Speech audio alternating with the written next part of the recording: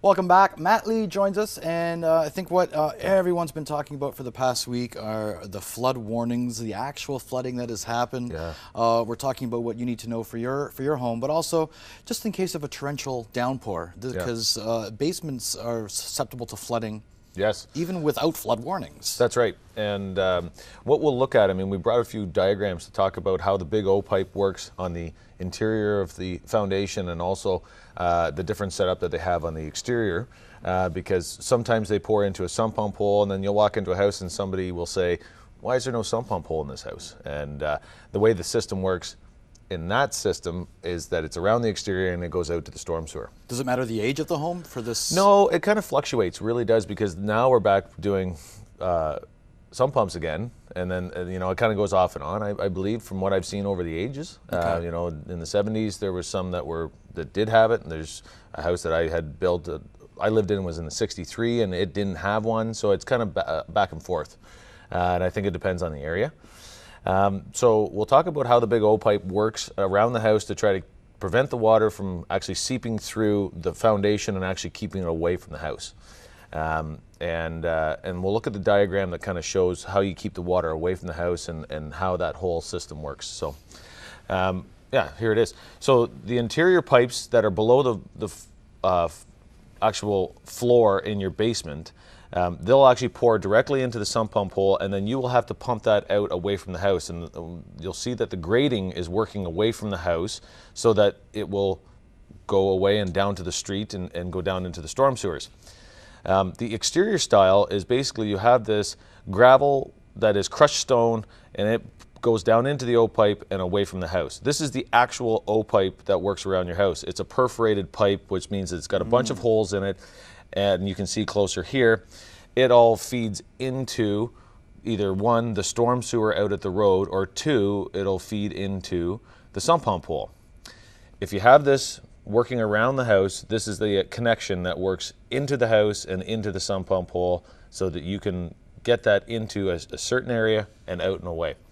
This section is if you were living on a hill, they'll actually do the big O pipe around the house, and this is actually going to be a gravity fed system, so that if your house is up high enough on a hill, and mostly these happen in the country because they don't usually like it to be feeding to the neighbor's house. That wouldn't be very neighborly. No, that's right. So if you have, you know, a large property and you're up on a hill a bit, they'll actually build the O pipe around the house, and they'll gravity feed it out into a field. So therefore, that's always staying open. It's always going out, and you don't have to worry about mechanical. You know, sump pumps you have to check. If your sump pump's working on a regular basis, whether it's, you know, what we're dealing with today, or is it working on a regular basis even in a regular spring, you might want to have two. Some people have a second one that's on a battery backup because of power goes down in a storm, but then all of a sudden the sump pump goes down. Now you have a real issue because all of a sudden you're going to watch it start to backfill into the house. So if somebody has one that's on a battery backup, as soon as the power goes out, the sump pump on the battery backup kicks in, and then it continues to keep the basement dry. Very important issues and questions for a home buyer. Yeah, if somebody has a sump pump and they don't have it used on a regular basis, I would almost recommend taking a pail from your laundry tub and dumping it in to make sure that your actual sump pump isn't seized. Because sometimes you'll get these freak accidents where we've seen all this rain in the last little while.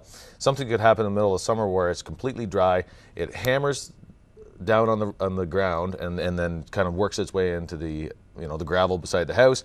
It needs to go away really quickly, and if that thing doesn't get used on a regular basis and it's seized, you might want to check it. Right now, I mean, you've got these landscaping places that are opening. I would probably start getting out, going and getting topsoil and working, going around the house, building that foundation dirt up, because everything sinks. I mean, we deal with a very interesting climate where basically you're dealing with ice and snow and pressure all the time, so it's going to push everything down.